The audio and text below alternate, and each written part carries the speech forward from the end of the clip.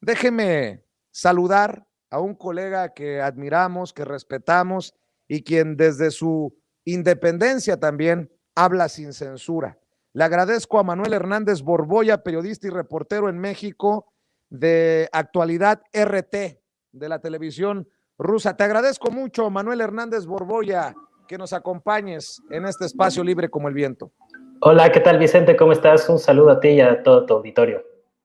Oye, a ver, déjame empezar, porque ya ves que me la pitorreo. La prensa dicen que se regula con la prensa, mi querido Manuel. A ver, muchos no se aceptan ni a sí mismos. No se quieren quitar la máscara. No sé si les da pena decir abiertamente, yo añoro a Peña Nieto, yo considero a Felipe Calderón el mejor presidente de la historia de México, yo soy del PRIANREDE, pero critican cuando alguno de nosotros dice, yo estoy por la transformación de México.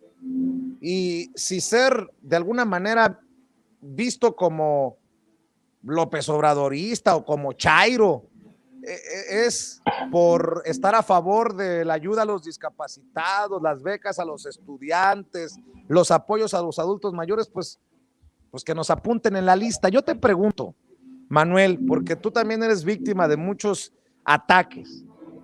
¿El periodismo militante es necesario o es reprobable? Dame tu opinión. Bueno, un poco el tema salió porque una amiga y colega por ahí me comentaba en la mañana que se le hacían muy exageradas mis críticas hacia el INE por todo lo que hemos visto, cuando yo creo que pues el INE ha atravesado por una crisis de legitimidad y de credibilidad, confianza ciudadana, pues no por las acciones nada más de ahorita que estamos viendo, sino que ya es el acumulado, ¿no? O sea, no en balde en los últimos 20 años pues han dejado pasar 2 fraudes electorales para la presidencia de México, elecciones de Estado, como la que vimos en el Estado de México en 2017. Entonces, una serie de cuestiones que a mí me parecen dignas de criticar y de señalar con dureza. Y por ahí surgía pues, el debate de hasta qué punto uno debe de opinar sobre estos temas como periodista y no mantenerse neutral, digamos. Yo en lo personal creo que quien se vende como neutral pues es más un intento de engañar a la gente, ya que pues neutrales en este mundo solo las piedras, ¿no? Entonces, me criticaban un poco de que yo estaba asumiendo una postura de periodismo militante para favorecer a Morena. Yo creo que si decir la verdad favorece o perjudica a Morena, pues hay que decir la verdad. Yo lo que comentaba es que uno como periodista, pues donde debemos de militar es del lado de la verdad, del lado de la gente y en defensa del interés público. En este mundo, a final de cuentas, todo el mundo tiene intereses, pero nosotros como periodistas nos toca defender el interés público, no intereses privados, llámense de partidos políticos, llámese del presidente en turno, llámese también de las empresas, de los bancos, de otro tipo de grupos que también inciden y que no necesariamente se acotan a los 3 poderes del Estado.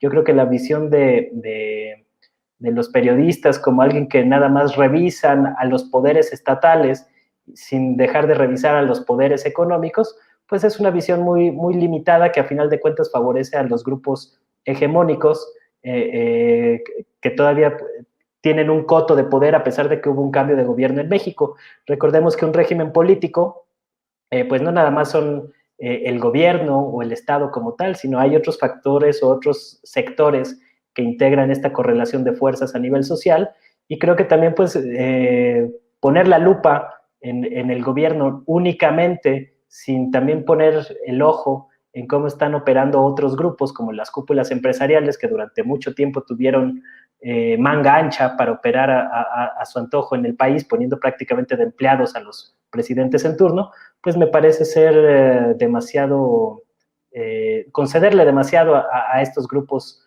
elitistas que fueron una pieza crucial en lo que yo denomino como la corruptocracia que imperó en México durante mucho tiempo y que ahorita pues está viendo un reacomodo de fuerzas con el cambio de régimen político.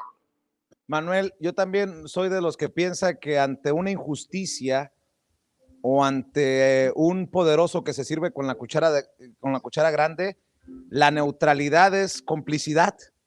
el que el periodista diga que es neutral lo convierte en cómplice, tanto como aquel que calla. Y en ese sentido, pues si a ti te dicen que estás practicando de alguna manera, a mí me da risa, perdóname, un periodismo militante, ¿cómo podríamos catalogar el periodismo ejercido por Víctor Trujillo en su papel de Broso, que ha dicho, ahí está establecido que dice, al poder no se le revisa, perdón, no se le aplaude, se le revisa? Bueno, y también se le lustra la pelonera porque le pegó una lustrada muy macabra a Enrique Alfaro en la última entrevista. O cómo catalogar a una Adela Micha que se le tira de tapete ¿a quién más? Al expresidente Felipe Calderón en una bienvenida en la que admiten hasta que han chupado juntos. Digo, si te van a criticar a ti, pues vamos, la prensa que se regule con la prensa, pero el que se lleva se aguanta.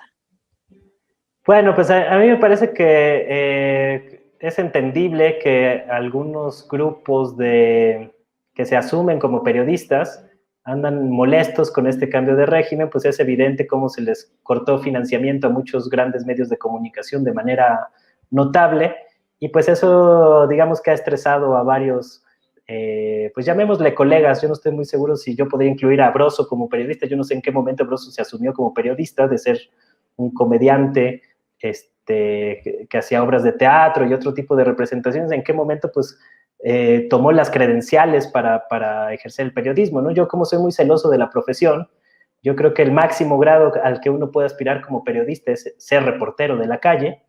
Yo defiendo mucho esa parte de la profesión, y pues yo no he visto que nunca ninguno de estos personajes haga periodismo en la calle. Yo los veo siempre pues desde sus oficinas, desde sus burbujas de privilegio, juntándose con gente poderosa y demás, haciendo entrevistas normalmente cómodas. A mí me dio mucha risa ahora que mencionas el caso de Broso, como pues tiene esta famosa frase de que al poder se le revisa, pero pues yo no he visto que revise muy a fondo lo que está pasando, por ejemplo, en Jalisco, con Enrique Alfaro, que lo vimos muy pues poco revisionista, diría yo, por decirlo de manera leve. Cuando se están poniendo la lupa totalmente en lo que hace o deja de hacer López Obrador. Yo creo que a López Obrador pues hay que criticarlo, hay que juzgarlo, hay que revisarlo, como se hace pues a cualquier presidente en turno, ¿no? O sea, el día que nosotros no podamos tampoco criticar al presidente, pues ese día se acabó nuestra profesión como tal. Pero el presidente no es el único actor en el juego político.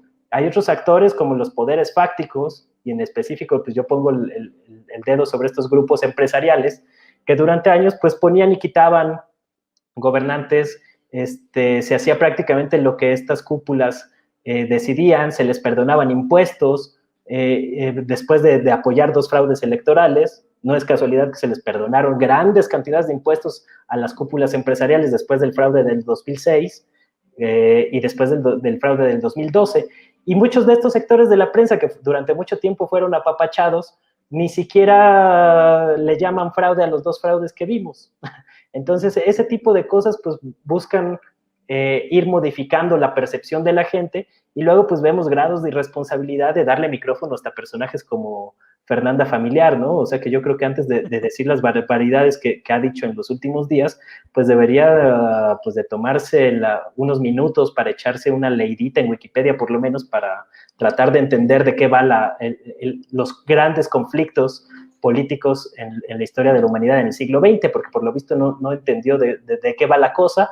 Y el problema es que pues van generando una percepción negativa en algunos sectores que se dejan influir por estos personajes cuya popularidad pues pareciera que les da ciertos alcances mayores, a pesar de que pues, tienen trayectorias bastante cuestionadas, como ahorita ya mencionabas la alianza esta de López Dóriga con Carlos Marín. A mí me parecen 2 cartuchos bastante quemados, que a estas alturas siguen tratando de reconfigurarse. Digo, pues lo entiendo por ellos como proyecto personal, pero me parece que tienen muy poco que aportar al día de hoy a la sociedad mexicana, donde necesitamos niveles de crítica bastante fuertes, no solo para estos sectores conservadores, sino también crítica de fondo al gobierno, al proyecto de la Cuarta Transformación, al partido Morena, que internamente es un desastre, y lo hemos estado viendo a lo largo de este proceso electoral.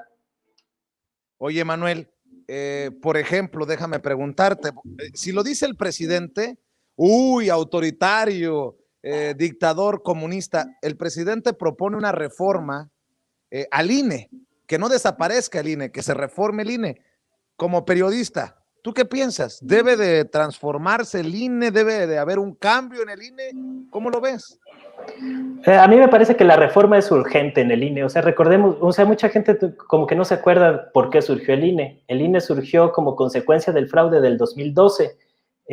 Luego de que Peña Nieto llegó a la presidencia de México en medio de un gasto pues que nunca habíamos visto en la historia de este país, la cantidad de dinero que se le inyectó ilegalmente a esa campaña fue demasiado evidente, no lo podían esconder tan fácilmente debajo de la alfombra, aunque lo intentaron con la colaboración de los consejeros del IFE. A mí me tocó cubrir esa sesión fatídica del 23 de enero de 2013, que curiosamente el entonces IFE calificó el tema de los gastos de campaña de Peña Nieto, ya que Peña Nieto había asumido el poder un mes después. Entonces, ya cuando todo eran odas al Pacto por México, que ya se había dado a conocer, en el que PRI, PAN, PRD, pues se juntaron para echar a andar una serie de las llamadas reformas estructurales.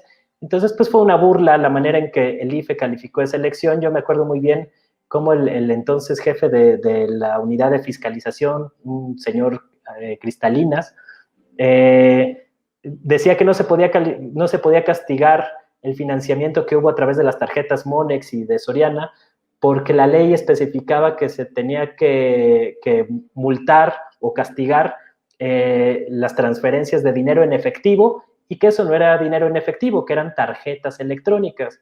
Pues sí, pero da la casualidad que esas tarjetas electrónicas contenían 80 millones de pesos, que el IFE se fue completamente, se hizo de la vista gorda en aquella ocasión y dejaron en la impunidad a Peña Nieto. Y más o menos la misma historia pasó con el Tribunal Electoral. Y otros de los muchos contrapesos que ahora se rasgan las vestiduras algunos diciendo que hay que retomar los contrapesos. Yo me pregunto dónde estaban esos contrapesos a la hora de juzgar una cosa como esta, que fue muy evidente, muy escandalosa, y que si el INE, el Poder Judicial, hubieran hecho su chamba en aquel entonces, si hubieran sancionado a Peña Nieto, pues nos hubiéramos ahorrado muchas cosas como los Duartes, los Borge, toda esta camada de saqueadores que ahorita están prófugos en algunos lados, algunos están encerrados, y demás, ¿no? Entonces, el INE como tal surge de esta coyuntura. El PAN y el PRD, digamos, en este contexto del Pacto por México, le dijeron al PRI, órale, te apoyamos en tus reformas estructurales, pero pues a cambio de ciertas cosas. Uno de esos requisitos fue hacer una reforma en el IFE. ¿Cuál fue la lógica detrás de la reforma al IFE? Era que el órgano electoral no tenía suficientes dientes, así se le denominaba, y había que hacerlo un instituto más grande, que también tuviera posibilidad de incidir en las elecciones estatales. Por eso se le cambió el nombre de Instituto Federal a Instituto Nacional, con la idea de que una autoridad central pudiera intervenir en las elecciones estatales para impedir que los gobernadores en turno, que recordemos pues eran prácticamente virreyes en sus feudos, pudieran operar a sus anchas en las elecciones estatales, porque dominaban los congresos estatales, los organismos encargados de organizar las elecciones a nivel estatal, y supuestamente el INE pues se creó y se diseñó para resolver este problema, lo cual vimos pues no ha sido el caso. Ese problema no se resolvió. Vimos en 2017 pues una elección de Estado en el Estado de México, algo muy similar a lo que pasó en Puebla un año después, en 2018, a lo que pasó en Coahuila en 2017. Entonces, pues, ¿qué caso tiene tener un organismo tan grande como el INE, tan oneroso, si a la mera hora, pues, cuando ha sido puesto a prueba, ha fallado siempre que se le ha exigido resultados? Entonces yo creo que el contexto electoral que estamos viendo actualmente, pues es inevitable que haya una reforma a fondo en el INE, y más cuando hemos visto que pues muchos consejeros pues abiertamente ya nada más les falta la matraca para apoyar a los partidos de oposición, ¿no? Vemos ahí, por ejemplo, a Ciro Murayama presentando libros de texto sobre el populismo en América, en el mundo, como si no supiéramos que el populismo pues es una de las principales banderas retóricas de la derecha para golpear al gobierno en turno, y que una autoridad electoral haga este tipo de cosas a medio proceso electoral definitivamente requiere ser criticado y merece una sanción popular. Claro, y ya que estás hablando de estos personajes, creo que la gente se pregunta quiénes deben de ser consejeros del INE, con los Ciro Murayama, con los Lorenzo Córdoba. Yo te pregunto, ¿qué perfiles deberían de llegar al INE y qué perfiles deberían de dirigir al INE? Porque muchos, y te lo pregunto a ti, Manuel, porque a mí no me da, no tengo empacho en decirlo, tengo años pidiendo la renuncia, pidiendo la salida de Lorenzo Córdoba desde que ofendió a los grupos indígenas en aquella infame llamada y por la que se ha ganado apodos como el Tatanca Córdoba, que de alguien como Jairo Calixto Albarrán, que con su picardía, con su forma incisiva de analizar las cosas, pues obviamente exhibe a un Lorenzo Córdoba. ¿Qué perfiles deben de dirigir el INE? ¿Qué perfiles deben de llegar como consejeros cuando tenemos a estos personajes que han hecho o no han hecho como tú lo estás exponiendo, Manuel? Pues hay muchas posibilidades, ¿no? O sea, yo la verdad en cuanto a perfiles como tal no veo que se pudiera cambiar mucho los perfiles. A final de cuentas son como académicos que han estado metidos en temas electorales, y el punto aquí pues es que han sido apoyados por diversos partidos políticos. Cuando se creó el INE, pues se repartieron el pastel entre el PRI, PAN, PRD a la hora de designar consejeros, y por eso pues también no es casualidad que haya habido una tendencia de apoyar al PRI, PAN, PRD en los últimos procesos electorales. Lo que pasa es que por ahí se les atravesó el 2018, que el hartazgo masivo que ya había en el país, pues ya no les hizo posible maniobrar con un resultado justo o algo así. Fue tan grande la avalancha de votos a favor de López Obrador que se redujo mucho el margen de maniobra para estos grupos conservadores que de alguna manera pues están enquistados en varias partes de la estructura del Estado, incluyendo el INE, el Tribunal Electoral, la Suprema Corte de Justicia de la Nación, etcétera, etcétera. Entonces, en cuanto al perfil, yo no creo que realmente vaya a poder cambiar mucho, siendo realistas, pero sí creo que deben de haber pues más inclusión de otros sectores, de otros perfiles, y pues vimos también cómo se dio la rebatinga el año pasado cuando se designaron a 3 consejeros del INE. Yo creo que también ahí fue una muy mala operación política de Morena. Faltó mucho, pues, tacto político para poder impulsar algunos mejores perfiles. Creo que los perfiles que salieron no estuvieron del todo mal, pero pues el perfil como tal tampoco te va a garantizar que tengan una actuación impecable, digamos. Entonces, no solo es un asunto de leyes, no solo es un asunto de reformas, sino cómo son los modos en los que llegan a estas instancias. Creo que el INE como tal atraviesa un problema fuerte de legitimidad y de credibilidad y de confianza ciudadana, no solo por las decisiones cuestionadas de ahorita, sino por ya el acumulado. O sea, ya no es lo duro, sino lo tupido.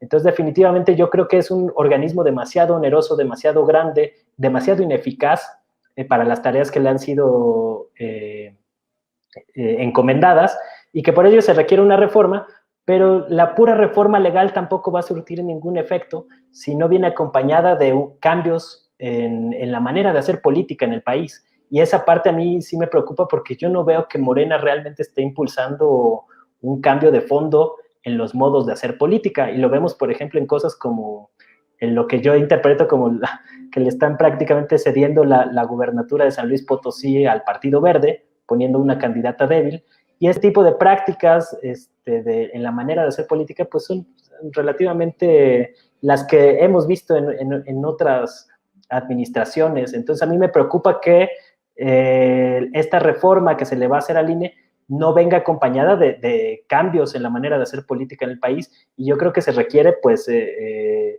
que otros grupos, además del presidente López Obrador, impulsen también este tipo de de cambios. No puede ser que todo recaiga en las manos de López Obrador. A mí me gustaría ver grupos de académicos, de la sociedad civil, empujando de manera auténtica